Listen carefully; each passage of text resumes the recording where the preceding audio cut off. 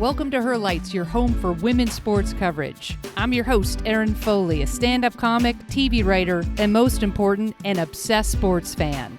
I break down the best games, highlight the best stories, and interview the best from the world of women's sports. So put on your jerseys, stretch out your hammies, and let's do this. Hello, Herlighters. It's Erin Foley back in the booth talking women's sports. I have got a real treat for you today. My guest is the new head women's basketball coach at Arizona State University. They've opened the season with one of the best starts in program history, even breaking ASU's previous record for the most consecutive wins to begin a season. And that tracks because over the course of her coaching career, she's won over 80% of her games, which is ridiculous. And she's doing all of this with two young kids and some fierce fits on the sidelines. Please put your hands together for Molly Miller. That was a fun introduction. Let's go. Let's go. I love that you appreciate my fits because these girls keep me young. So I just have to, make sure I'm with it. Let's just start right there. Unplanned. The fits are so fun. And I just can't imagine, like, you're balancing so much. And then are the outfit choices like fun for you? Because it was making me stressed out. It's making me stressed out even like, what am I going to wear? And I'm staying inside and working home all day. Yeah, like I think there's a little bit more pressure now, some added pressure. But insider info, I really off season, like we haven't off season anymore. But in the summer, I do a deep clean of my closet. It takes about a week.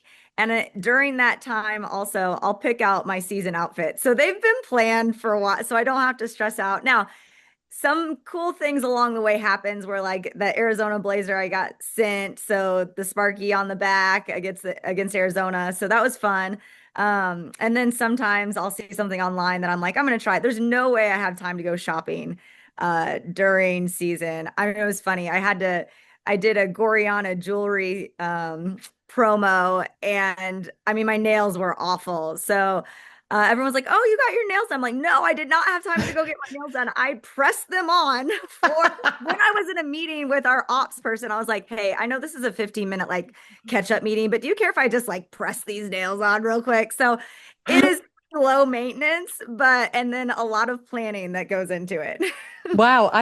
Of course that makes sense. Like, I can't believe that's such a good idea. Like, you literally plan, like when I did stand up for like, 25 years, and I just would wear, when I looked back at pictures, I'm like, I wore like the same two black shirts for like a decade. Cause I was like, I have to be comfortable and I can't figure out with all the stress going on to figure out what to wear. It's so stressful. It's good to know. Yeah. And your high heels, which now it's like I have to drink like 3 Sauvignon Blancs to get into a heel without like killing myself. But like, obviously you're a tremendous athlete yourself, which we'll talk about, but like rocking the heels and the fits, it's impressive. It gets their attention a little bit more when I stomp. So there's some methodology behind that. Nice. I love it. It is. It's a fierce look. So congratulations on that, because that just seemed right off the bat like very stressful. But I look at it a different way anyway. All right, let's just jump in. What do you love about coaching? Like, the alarm goes off. What gets you fired up? I think the fun is still in the people. I've always believed it's about the relationship. So when you watch these young women grow, not just as players, but as human beings, like, don't get me wrong, I love the daily gym moments. I love the competitive part. But when the player finally kind of gets it, and that could be from habits on the court that are coming to fruition in the game. It could be habits and tools that help you thrive in life outside the Arizona State doors.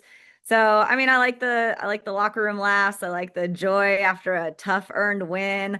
All that is kind of creating an environment of joy. And for me, that's the what I find that doesn't make this a job. It's the JOI. So I love what I do because it's an impact job. And that's really important. And then I can combine that with it being competitive, which that's in my nature and that's how I'm wired. So I have the best of both worlds. Oh, I love it. The competitive. Yeah. I was listening to a couple interviews you gave and you said competitive a lot. And I was like, well, yeah, obviously you have to be. Like, how does that spill over into your life? Like, do you go crazy on board games or like, It's do you reel bad. it in? No, I can't. I just Nice. can't. It's hard. I mean, I feel like I need to take five every once in a while. I mean, I can't even when I went on a leisurely jog, just I remember I was training for my first half marathon and like I'm just gonna start getting into this jogging thing. And someone was ahead of me and I'm like, oh my gosh, no, this isn't gonna work. So I had to bust it to like get ahead of them and like shoot, now I can't let them pass me. It's not like I can slow down my pace. So I like kill myself on just a leisurely jog, but it's fun. I love the competitive nature of things. And why do anything if you're not out to win? I was just like picturing you in like a grocery store and like just like fighting someone else for like that last jar of whatever, just being like, it's gonna be mine. Be like, Yeah. Molly, take it down one notch. You're like, I No, it's can't take it down. principle. Oh my God, I love it. I love it. So all right, let's stay in the coaching realm just for a little bit more. If you were like, what's I'm trying to think of like not how you model your game, but like let's say you had an opportunity to like shadow a coach, like any coach, right? For like a day and see how they run practice and interact with their players and you get like the nerdy X's and O's, like who would it be? I think it would hard to not say Gino. Um, I really believe he was a catalyst for this growth, and to sustain that success is quite incredible. And I think he's got, an old school theory with a new school theory, and he's combining, and it'd be interesting to pick his brain on the evolution of his coaching style with the evolution of the game and the landscape now. And, he's done a lot for our game, and I really admire that. So it'd be fun to be in his shadow. Oh my God, I would pay to shadow it. I grew up a UConn fan. We're like New Yorkers, but then we lived in Connecticut for a bit, and my aunt and uncle lived right by UConn. So I just like grew up an insane UConn fan. And to see where that program is, I was flying yesterday. I was actually trying to catch your game, but I was on like a Delta flight where it only had like Fox. So I watched the UConn Tennessee game. And I was just thinking, I mean, like it's so fun that like when I was growing up, UConn, Tennessee was like, oh, we hated each other, you know? And like all these years later, I'm like, oh God, Tennessee, we have to like it's fun for those rivalries. And speaking of which, now your first year at ASU and you step into a pretty intense rivalry. Like, how do you just go from like no rivalry All to right. like jumping in and being like, oh, they have to go down? Yeah, that's fun. Have a lot of respect for Becky and that program and what she's doing. It's ironic we took the job at the same time. The same year we're rebuilding a roster. We're trying to transform our brand, trying to get the community around us, create some buzz. So there's some parallels there going into the rivalry, which I thought was pretty cool. And, they're a really, really good team. I mean, clearly they play hard. I think they play like Becky probably played once. And, I think teams kind of emulate their head coach. So, rivalry games, in this day and age, it's good for the community. It's good for our sport. It's good for growth of the game. It's good for alumni. There's alumni texts blowing up during rivalry week. So there's a lot of good to come out from rivalry games. Yeah, it is. It is. I think that's what they're trying to do more in the WNBA, right? Like, create these rivalries.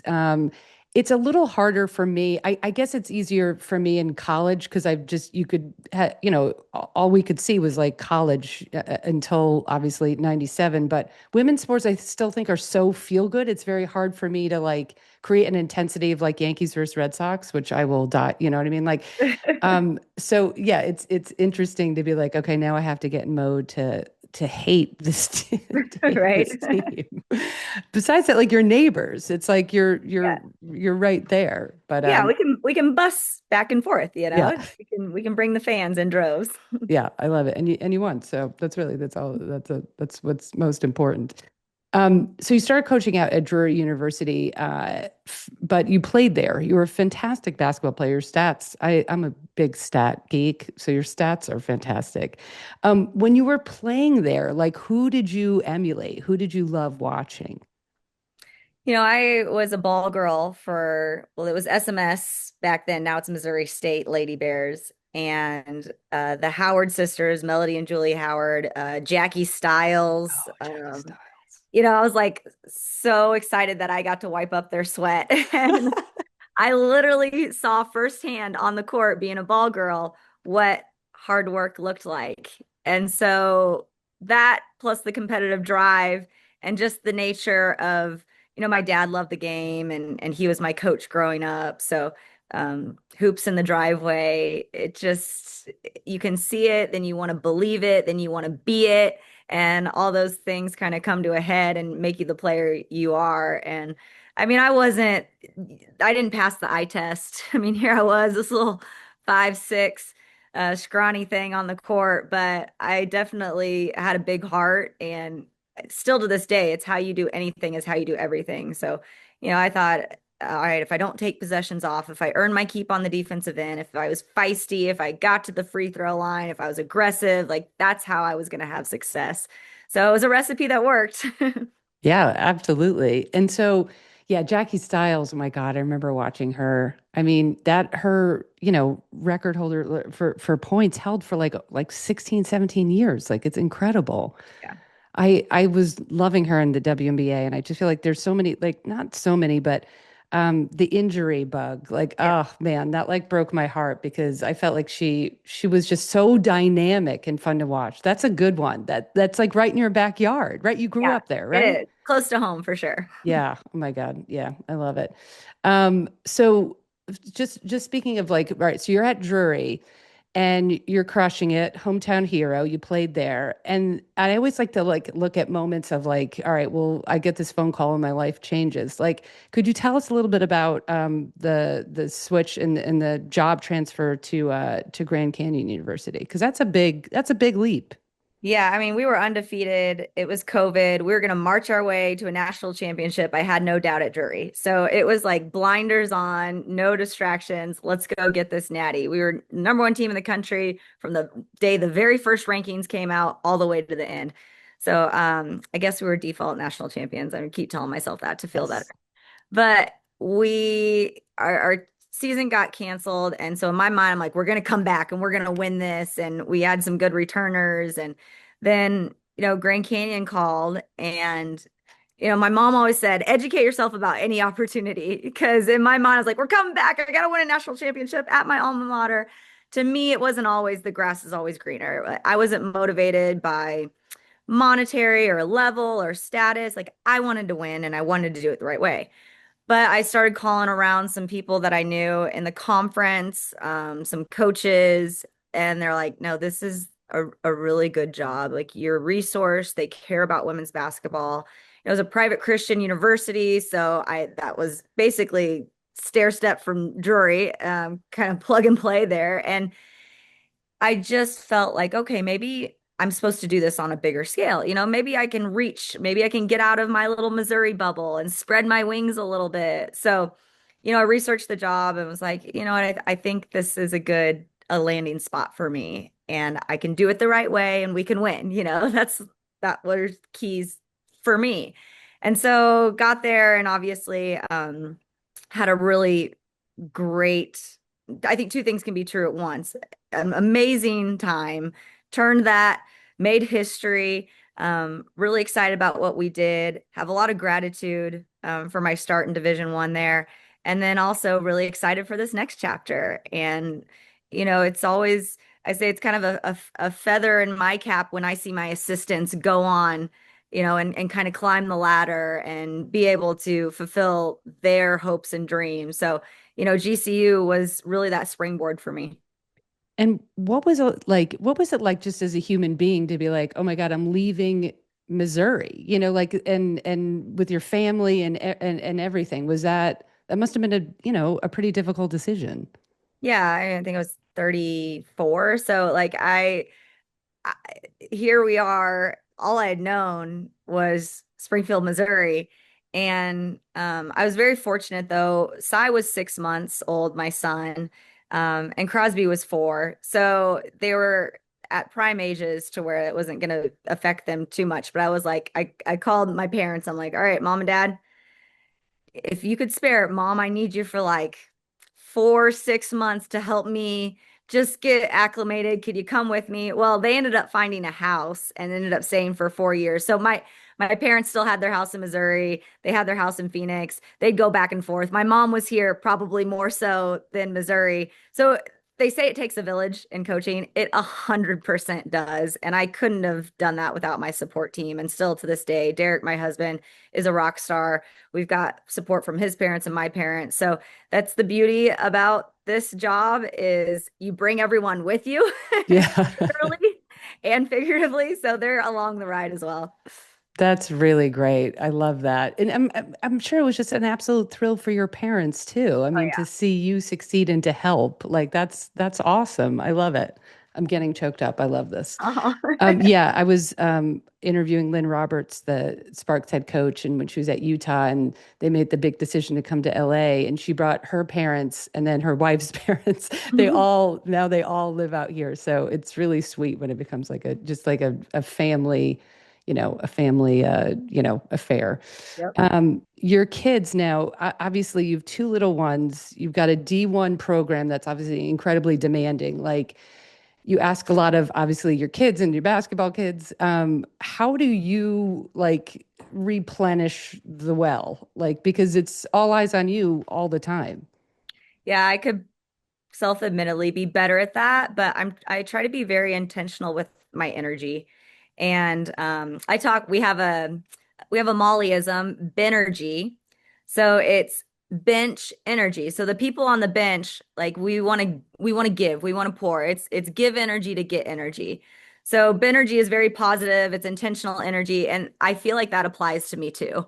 So I wanted to try to be very positive. I want to be intentional. I want to give energy to get energy. So I fill my tank by just giving to others. That really does, as counterintuitive as that seems, like you and my that's one thing my mom taught me, like just give energy and you'll receive it back. And so whether that's, being with your family and being 2 feet in when you are a mom, going outside, obviously the quality of life in Arizona is phenomenal. So I get outside as much as I can and the sunshine makes me smile. Try to laugh and not be too serious sometimes with your team, get down to business with your team when you need to.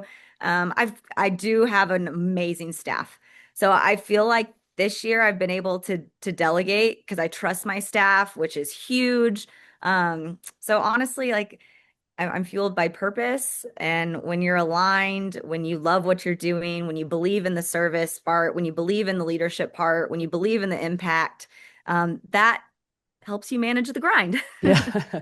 No, it's true. I get all my energy around people. And then sometimes you're like, okay, I just need to like lay on the couch and watch like just the trashiest TV. Do you have those moments? And like, Hopefully year what do you two. Year watch? one, those moments are not happening.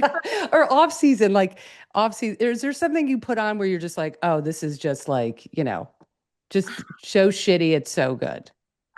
Sometimes our game film. Oh my Not God, that's high, but real hilarious. low. Glad we can laugh about that. It's Housewives and Our Last Game. Yeah, That's you go between. Oh my God, that's freaking hilarious. Well, listen, that's how you get better, right? You're like, right. hey, here we go. Um, just speaking of staff, I'm just sort of like random pivot. How do you, I always wondered, like, I played basketball in D3, like in college, and but now it's just, oh my God, I just feel like the game has evolved so much and the staffs and all of it. Like, and then you see like in timeouts, this is just like a random pivot tangent. And you see a specific assistant coach coming in with the whiteboard and doing like an out of bounds play or whatever. So is it that delegated with your staff? Like this person does out of bounds, this person like, what is the delegation for staff? Well, usually there's one staff member that has the scout. So, you'll break up the schedule and assign scouts to staff members. So during that time, their voice is a little bit more loud during that specific game, especially into game scenarios. We've kind of studied what they're running, how they're guarding. I've got someone on staff too who we like to partner with into game scenarios, especially with they've been kind of looking and they're researched on what they've done in the past. So that's been something that You just kind of assign like, hey, you need to know what they're doing, time and score, end of game, and then we can draw something up. We study that, we work on it.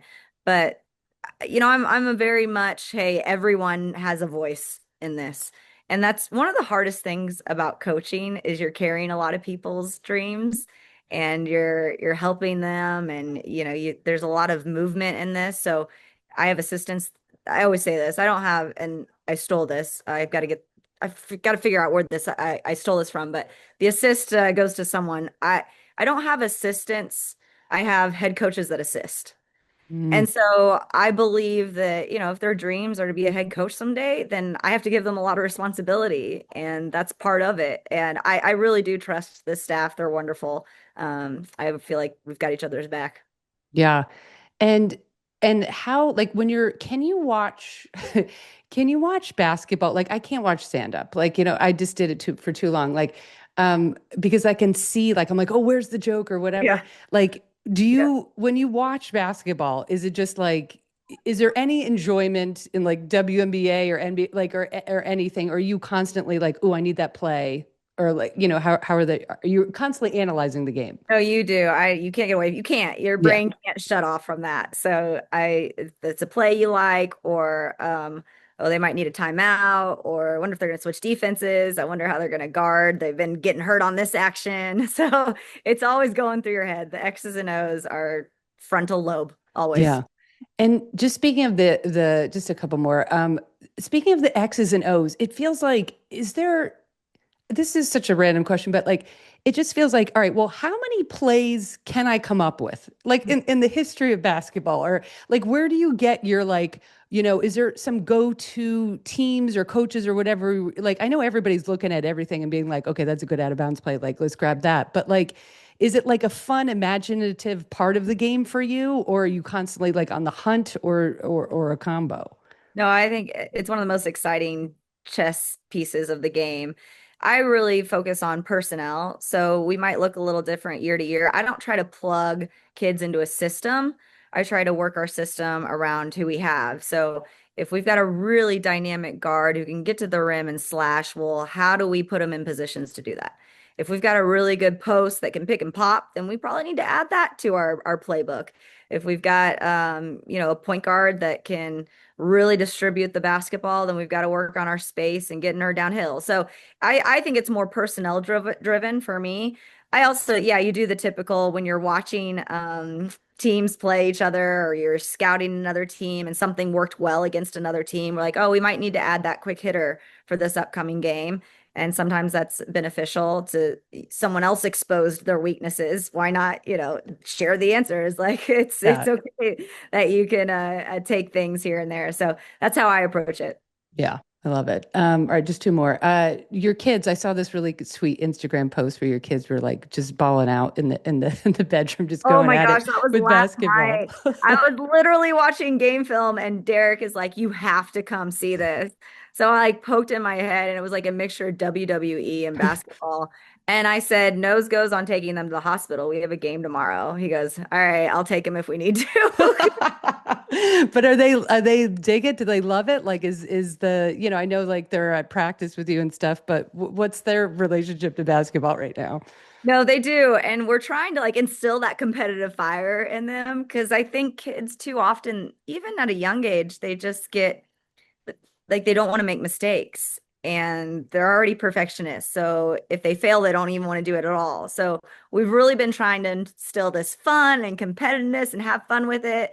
So Sai does these like little celebrations. I'm like, Sai, act like you've been there before. And he like dunks on a 2 foot goal and he's like, yeah. But I'm like, I don't want to take that fun away from him because there's an enjoyment of that competitive spirit. And so they really enjoy it. My daughter plays on a boys team and a girls team, so she kind of sees the spectrum of competitiveness and athleticism, and that's been fun.